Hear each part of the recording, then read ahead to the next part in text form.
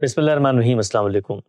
جزیرہ نما عرب کی خصوصی حیثیت کیا ہے کہ وہاں پر غیر مسلم مستقل سکونت اختیار کر سکتے ہیں؟ کیا ان کی عبادت گاہیں وہاں پر تعمیر ہو سکتی ہیں؟ اسلام کے حوالے سے نقطہ نظر کیا ہے؟ گزشتہ نشست میں بڑی تفصیل سے ہم اس کو زیر بحث لے کر آئے تھے۔ قرآن مجید کی آیت بھی زیر بحث آئی، اسی طریقے سے اس آیت کی ایک فرع اور وہی قانون بائبل میں کیسے بیان ہوتا ہے، سب کچھ ہم نے جانا اور اس کا نتیجہ یہ اخذ کیا تھا کہ پوری امت کی علمی روایت اس خطے کی خصوصی حیثیت سے نہ صرف یہ کہ متعارف ہے بلکہ وہ اس کو بیان بھی کرتی ہے۔ گفتگو ہماری یہاں تک پہنچ چکی تھی کہ جس جزیرہ نما عرب کی بات ہو رہی ہے اور جس کی خصوصی حیثیت ہے اور جس کے اندر یہ شرائط ہیں، اس کا حدود اربع کیا ہے، اس کی تعین کیسے ہوگی، کیا امت کا علم اس کی تعین کے حوالے سے بھی متفق ہے؟ تو میں نے عرض کیا تھا کہ اس باب میں اختلاف ہے، وہ اختلاف کیا ہے اس نشست میں ہم انشاءاللہ جاننے کی کوشش کریں گے کہ مختلف اہل علم محقق علماء اس بارے میں کیا کہتے ہیں، کہاں کہتے ہیں، کیا ان کی بات صحیح سمجھی گئی ہے اور ہمارا اس پر اگر نقد ہے تو کیا ہے۔ آغاز کرتے ہیں۔ تین رجحانات سامنے آتے ہیں اس حوالے سے کہ کیا یہ حکم پورے عربک پیننسولا پہ دیا گیا تھا، ہزاروں کلومیٹر پر اور 6 ممالک پر آج مشتمل علاقہ ہے، یا پھر یہ جزیرہ نما عرب کے کسی مخصوص علاقے کے بارے میں حکم دیا گیا ہے۔ سب سے پہلے ہمارے سامنے امام شاہ ولی اللہ محدث دہلوی کا نقطہ نظر ہے، جس کے بارے میں کہا جاتا ہے کہ آپ اس کو محض حجاز تک مختص حکم مانتے تھے۔ شاہ صاحب نے اپنے نقطہ نظر کہاں بیان کیا ہے، کیسے بیان کیا ہے، اس کو ہم پڑھتے ہیں۔ میں اپنے اسی مضمون کے متعلقہ حصے کو آپ کی خدمت میں پیش کرتا ہوں۔ میں نے لکھا ہے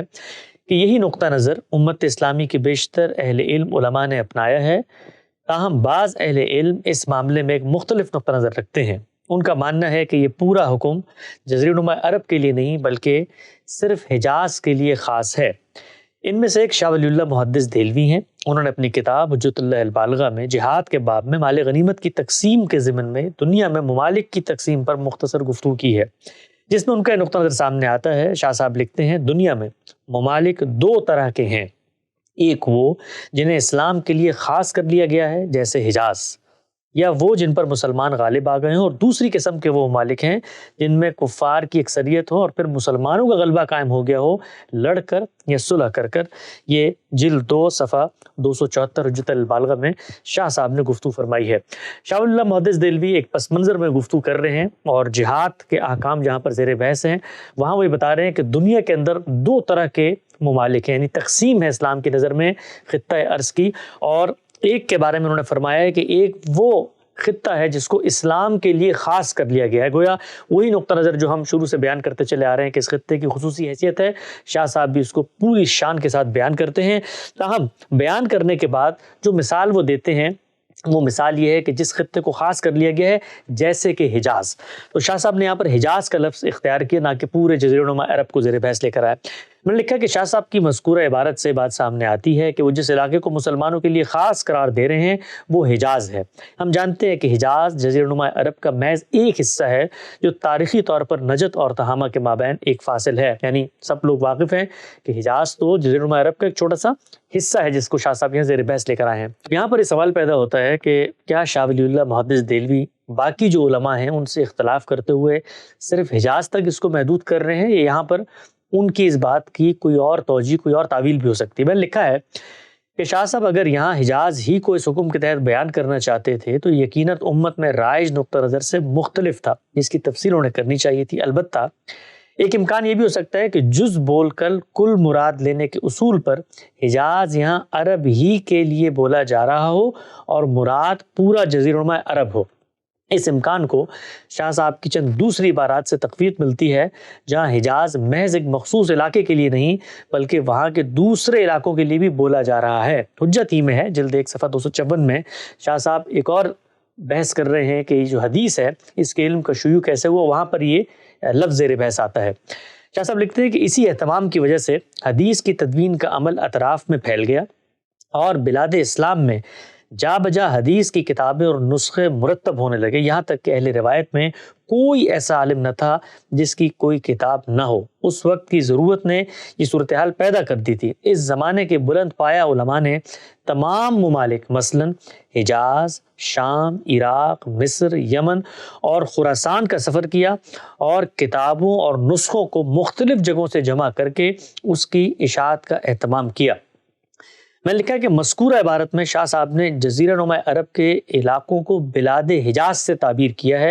اور یمن سمیت باقی تمام علاقوں کو جو اس سے باہر ہیں انہیں الگ سے ذکر کیا۔ دیکھیے انہوں نے کیا فرمایا کہ بلاد حجاز شام، عراق، مصر، یمن اور خراسان، گویا جب آپ نے بلاد حجاز کہا تو اس میں پورا عرب زیر بحث، اس لیے کہ ہم جانتے ہیں کہ حدیث کا جو علم ہے وہ صرف حجاز کے اندر تو نہیں تھا، وہ باقی علاقوں میں بھی تھا، اور مقابل میں انہوں نے دیگر ممالک کا نام لیا ہے۔ تو میں نے لکھا ہے کہ اہل حجاز اور اہل عراق کی تعبیر شاہ صاحب نے اختیار کی ہے، جس سے واضح ہوتا ہے کہ ان کے نزدیک حجاز محض ایک مخصوص علاقہ نہیں ہے۔ اسی طرح دوسری جگہوں پہ حجت اللہ البالغی میں اہل حجاز اور اہل عراق کی تعبیر اختیار کی، جس سے واضح ہوتا ہے کہ ان کے نزدیک حجاز محض ایک مخصوص علاقہ نہیں ہے۔ حجت اللہ البالغہ کو جو لوگ پڑھتے ہیں وہ یہ جانتے ہیں کہ شاہ صاحب نے مختلف مقامات پر خود حجت میں اس کو جا بجا اختیار کیا، اہل حجاز اور اہل عراق، گویا وہ اہل عراق کے مقابلے میں جو اس خطے میں لوگ آباد تھے ان کو اہل حجاز کہہ کر پکارتے ہیں۔ بے شمار عبارتیں ہیں، آپ حجت کی جلد 2 صفحہ 51 میں اس کا حوالہ بھی دیکھ سکتے ہیں۔ میں نے لکھا چونکہ شاہ صاحب نے اپنے نقطہ نظر کی صراحت نہیں کی، اس لیے دونوں امکان مانے جا سکتے ہیں کہ ان کی مراد حجاز کہہ کے جزیرہ نما عرب بھی ہو سکتی ہے اور محض حجاز بھی۔ اس حکم کو سرزمین حجاز تک خاص کرنے کا نقطہ نظر جن دوسرے صاحبان علم سے نقل ہوا ہے ان میں امام شافعی بھی شامل ہیں۔ امام صاحب کا نقطہ نظر مرقات المفاتیح شرح مشکات المصابیح میں اس مقام پر سامنے آتا ہے جہاں زیر بحث ہی غیر مسلموں کا حرم اور جزیرہ نما عرب میں قیام ہے۔ امام شافعی کے نقطہ نظر کو بڑے معروف عالم ہیں امام نووی، وہ مختلف جگہوں پہ صراحت سے بیان کرتے ہیں۔ امام نووی کہتے ہیں کہ مالک، شافعی اور دیگر علماء نے کفار کو عرب کے جزیرے سے نکالنے کو لازم سمجھا ہے اور ان کے وہاں رہنے اور سکونت اختیار کرنے کو بھی ناجائز سمجھا ہے، لیکن امام شافعی نے اس حکم کو حجاز کے لیے خاص کیا ہے، اور حجاز مکہ، مدینہ، یمامہ اور اس کے ارد گرد یمن وغیرہ کے سوا دیگر علاقوں پر مشتمل ہے۔ امام شافعی کا یہ نقطہ نظر ابن عبد البر نے اپنی کتاب الاستذکار میں بھی ان الفاظ میں بیان کیا ہے۔ ابن عبد البر کہتے ہیں اور شافعی کہتے ہیں کہ عرب کے جزیرہ جس سے عمر رضی اللہ عنہ نے یہود و نصارہ کو نکالا تھا، اس میں مکہ، مدینہ، یمامہ اور اس کے اطراف شامل ہیں، جبکہ یمن کا اس میں شامل نہیں ہے۔ شاہ صاحب کی جو عبارت تھی اس کی 2 توجیہ ہو سکتی ہے، 2 آراء اس کے بارے میں قائم کی جا سکتی ہیں کہ آپ حجاز کہہ کے پورا عرب مراد لے رہے ہیں، لیکن امام شافعی علیہ رحمہ نے نہ صرف یہ کہ حجاز مراد لیا بلکہ حجاز کی تعین بھی کر دی، گویا اس سے جو تعویل شاہ ولی اللہ کے کلام میں کی جا سکتی تھی کہ وہ حجاز کہہ کے پورا عرب مراد لے رہے ہیں، امام شافعی کے کلام میں وہ تعویل بھی مراد نہیں لی جا سکتی، اس لیے کہ انہوں نے حجاز ہی کے اندر جو مقامات تھے ان کی بھی توضیح کر دی ہے۔ امام شافعی کی اس رائے کی بنیاد کیا ہے؟ امام شافعی یہ نقطہ نظر کیوں اپنا رہے ہیں؟ خود ان کی بعض تصنیفات میں اور ان کی شرح کرنے والے جو علماء ہیں وہ جس چیز کو امام صاحب کے دلائل کے طور پہ پیش کرتے ہیں وہ بعض اخبار احاد ہیں۔ میں نے لکھا ہے کہ امام شافعی کے اس نقطہ نظر کی بنیاد بعض اخبار احاد معلوم ہوتی ہیں، اس لیے کہ رسول اللہ صلی اللہ علیہ وسلم سے منسوب اس موضوع کی بعض روایات میں یہ حکم حجاز سے متعلق نقل ہوا ہے۔ یہ ابو عبیدہ رضی اللہ عنہ کی روایات میں ہے، ان میں سے چند نمائندہ روایت میں آپ کی خدمت میں پیش کر دیتا ہوں۔ مسند حمیدی میں ہے، رقم 83 ہے کہ اخرجوا یہود الحجاز من الحجاز، یعنی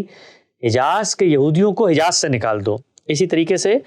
اخرجوا یہود من الحجاز، یہ بھی ایک روایت ہے جو سامنے آتی ہے۔ اسی طریقے سے ایک اور روایت ہے اخرجوا الیہود من الارض الحجاز، یہ مصنف ابن ابی شیبہ میں ہے، سنن دارمی میں ہے۔ تو معلوم یہ ہوتا ہے کہ امام صاحب نے جو یہ روایتیں تھیں ان کا جو ظاہری معنی تھا اس کو مراد لے کر حجاز ہی کو وہ خطہ قرار دیا ہے جہاں پر اب غیر مسلموں کی آبادکاری یا ان کی عبادت گاہیں تعمیر نہیں ہو سکتی۔ میں نے لکھا ہے کہ ابو عبیدہ رضی اللہ سے منسوب تمام روایت کا مطالعہ کیا جائے تو بات بالکل واضح ہو جاتی ہے کہ مذکورہ بالا روایات میں راویوں نے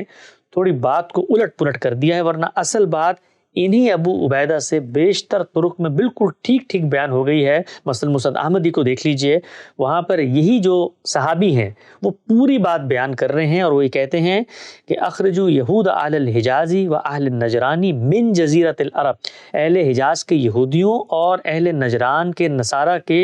جزیرہ نما عرب میں اب رہنے کا کوئی جواز نہیں، ان کو وہاں سے باہر نکال دینا ہے۔ گویا امام شافعی کا جو نقطہ نظر جس بنیاد پر قائم ہے وہ اخبار احاد ہیں، اور وہی اخبار احاد پہ جب آپ استقصاء کرتے ہیں تو ان سے بات بالکل واضح ہو جاتی ہے کہ وہی راوی جب پوری بات بیان کرتے ہیں تو اس میں جزیرہ نما عرب ہی کی اصطلاح استعمال کرتے ہیں، اس کو محض حجاز کے ساتھ خاص نہیں کرتے۔ چنانچہ دو رجحانات آپ لوگوں کے سامنے آئے، ایک شاہ ولی اللہ کا اور ایک امام شافعی کا۔ امام شافعی بہت اصرار کے ساتھ اس کو حجاز تک خاص کرتے ہیں، لیکن ان کی جو بناء استدلال ہے اس بناء استدلال کا جب تجزیہ کیا جاتا ہے تو وہ کمزور معلوم ہوتی ہے۔ امام شافعی کی اس رائے پہ باقی اہل علم علماء کیا کہتے ہیں؟ میرے سامنے یہ اعلاء السنن کی بعض عبارات ہیں، ان کا خلاصہ میں نے لکھا ہے۔ مولانا ظفر احمد عثمانی بہت بڑے نابغہ عالم تھے ہمارے اسی برصغیر کے۔ صاحب اعلاء السنن نے اس طرح کی روایات سے استدلال کر کے اس حکم کو اہل حجاز تک خاص کرنے پر بہت عمدہ علمی نقد کیا ہے۔ انہوں نے بنیادی طور پر 3 باتیں کہی ہیں۔ پہلی یہ کہ یہ تو ہو سکتا ہے کہ حجاز بول کر مجازن جزیرہ نما عرب مراد لیا جائے، کیونکہ حجاز کے علاقوں میں زیادہ آبادی تھی، لیکن یہ کیسے ہو سکتا ہے کہ جزیرہ نما عرب بول کے حکم کو محض حجاز تک خاص کر لیا جائے؟ مولانا ظفر احمد صاحب عثمانی علیہ رحمہ ایک بہت اہم نقطہ یہاں پر بیان کرتے ہیں۔ وہ یہ کہتے ہیں کہ یہ تو ہوتا ہے بالعموم کہ آپ کسی ایک معروف جگہ کا انتخاب کر لیتے ہیں اور مجازن پورے ملک کے لیے اسی کو استعمال کر رہے ہوتے ہیں، لیکن یہ نہیں ہو سکتا کہ آپ پورے ملک کا نام اختیار کریں اور اس کو کوئی صاحب علم اٹھ کر کہے کہ یہ تو صرف ایک شہر تک خاص ہے۔ جس وقت روایات میں یہ آ گیا کہ یہ حکم پورے جزیرہ نما عرب کے لیے ہے تو اب آپ اس کو حجاز کے لیے خاص نہیں کر سکتے، اور وہ روایتیں جن میں صرف حجاز کا ذکر ہے تو وہاں پر یہ تعویل کی جا سکتی ہے کہ جز بول کر کل مراد لیا گیا۔ میں نے لکھا ہے کہ اس بات کی مثال بالکل ایسے ہی ہے جیسے آج ہم کہتے ہیں کہ واشنگٹن سے حکم نامہ آیا ہے، تو یہاں پر واشنگٹن سے مراد امریکہ لیا جاتا ہے، لیکن اگر کہا جائے کہ امریکہ سے لوگوں کو نکلنے کی ہدایت دی گئی ہے تو اب امریکہ میں صرف واشنگٹن مراد نہیں ہو سکتا۔ آپ دیکھیے عام طور پر ہم زبان میں استعمال کر رہے ہوتے ہیں کہ دلی اس حکم پر اسلام آباد سے ناراض ہو گیا ہے، تو یہاں پر مراد یہی ہوتی ہے کہ ہندوستان کی حکومت، ہندوستان پورا کا پورا اس نقطہ نظر کو ٹھیک نہیں سمجھتا۔ ایک علامت کے طور پہ چونکہ دلی طاقت کا مرکز ہے، واشنگٹن طاقت کا مرکز ہے، ماسکو طاقت کا مرکز ہے، تو اس کو ہم بیان کر دیتے ہیں، لیکن یہ کبھی نہیں ہوتا کہ میں یہ کہوں کہ مثال کے طور پہ امریکہ سے لوگوں کو، مسلمانوں کو نکلنے کا حکم دے دیا ہے تو اب آپ صرف اور صرف اس کو کسی ایک شہر تک خاص کر لیں۔ عام طور پہ زبان میں اس طرح سے استعمالات نہیں ہوتے۔ مولانا ظفر احمد عثمانی صاحب دوسری بھی ایک بات بیان کرتے ہیں۔ میں نے لکھا ہے کہ دوسری بات انہوں نے اٹھائی ہے کہ اگر حجاز ہی سے باہر نکالنے کا حکم تھا تو نجران تو پہلے ہی حجاز سے الگ ہے، اہل نجران کو الگ سے نکالنے کا حکم پھر کیوں دیا گیا؟ انہیں تو حجاز سے نکالا ہی نہیں جا سکتا۔ روایات میں صراحت ہے کہ اہل نجران کو جزیرہ نما عرب سے باہر نکال دو۔ جن روایات سے امام شافعی نے استدلال کی ہے وہاں پہ اہل نجران کا بھی ذکر ہے کہ ان کو بھی نکال دو، تو ان کو کہاں سے نکالنا ہے؟ کیونکہ وہ تو آلریڈی حجاز سے باہر ہیں۔ تو عقل یہی کہتی ہے کہ جب ایک طبقے کو نکالنے کا حکم دیا گیا ہے جو کہ حجاز میں پائے نہیں جاتا تو اس کو کہاں سے نکالنے کا حکم دیا گیا ہے؟ تو صاحب اعلاء السنن نے یہاں یہ توجہ بھی دلائی، یہ بھی ایک اہم نقطہ ہے جو بعض روایات سے لوگ استدلال کرتے ہیں، وہ اس پہ بھی غور کریں کہ اہل نجران تو پہلے ہی باہر بیٹھے ہوئے ہیں، ان کو کہاں سے نکالنے کا حکم دیا گیا؟ تو ان کو جزیرہ نما عرب ہی سے باہر نکالنے کا حکم دیا گیا۔ تیسری بات وہ لکھتے ہیں کہ اس موضوع کی تمام روایات پر غور کرنے سے واضح ہوتا ہے کہ زیادہ تر طرق جن میں جزیرہ نما عرب کے الفاظ نقل ہوئے ہیں اس کی روشنی میں حجاز والی روایات کو دیکھنا چاہیے۔ وہ کہتے ہیں کہ جو حدیث کو دیکھنے کا صحیح طریقہ ہے وہ یہ ہے کہ تمام روایات میں استقصاء کیا جائے، دیکھا جائے کہ خود وہ صحابہ جو اجزاء میں روایتوں کو بیان کر رہے ہیں جب وہ پوری بات بیان کرتے ہیں تو وہ کیا بات بیان کرتے ہیں، تو اس کی روشنی میں گویا تفصیل کی روشنی میں اجمال کو دیکھنا چاہیے، نہ کہ اجمال کی روشنی میں کہیں پر ایک مختصر بات بیان ہوئی ہے اس کو آپ تفصیل مراد لے لیں۔ تو لکھتے ہیں، مزید تبصرہ کرتے ہوئے لکھتے ہیں، یہی وجہ تھی کہ خیبر کے یہود ہوں یا نجران کے نصارہ، انہیں جب نکالا گیا تو جزیرہ نما عرب کے کسی علاقے میں پناہ دینے کے بجائے انہیں شام اور عراق جانا پڑا۔ اعلاء السنن جلد 12 صفحہ 559۔ یہ بات مولانا ظفر احمد صاحب عثمانی صاحب اعلاء السنن نے بڑی خوبی اور دو ٹوک انداز میں نکات کی صورت میں بیان کی اور بڑے محکم دلائل دیے، یعنی تینوں دلائل انہوں نے اس کا خلاصہ کر لیتے ہیں۔ پہلی یہ کہ جس وقت آپ کسی چیز کو جز بول کر مراد لیتے ہیں تو حجاز بول کر تو عرب مراد لیا جا سکتا ہے، لیکن عرب بول کے حجاز مراد نہیں لیا جا سکتا۔ دوسری بات انہوں نے فرمائی کہ جس وقت مختصر روایتوں میں کہا گیا کہ اہل نجران کو نکال دو تو اہل نجران تو پہلے ہی حجاز سے باہر تھے، تو کہاں سے نکالنے کی بات کی گئی؟ اور تیسری بات انہوں نے فرمائی کہ عقل کا یہ مسلمہ اصول ہے، علم حدیث میں بھی زیر بحث آتا ہے کہ تفصیل کی روشنی میں آپ اجمال کی تعویل کریں گے تو جو تفصیل ہے اس میں جزیرہ نما عرب آیا ہے، اور پھر انہوں نے ایک تاریخی حقیقت کی طرف بھی توجہ دلائی کہ جب نکالا گیا تو کہیں بھی جزیرے کے اندر آباد ہونے کی اجازت نہیں تھی ان کو، اگر امام شافعی کی بات لی جائے تو پھر حجاز سے باہر نکال کے ان کو آباد کر دینا چاہیے تھا، لیکن صحابہ کرام نے جب ان کو نکالا تو ان کو شام اور عراق جانا پڑا جو زیر نما عرب سے باہر کے علاقے ہیں۔ تو اس پوری بحث کا میں نے پھر آخر میں خلاصہ کیا ہے۔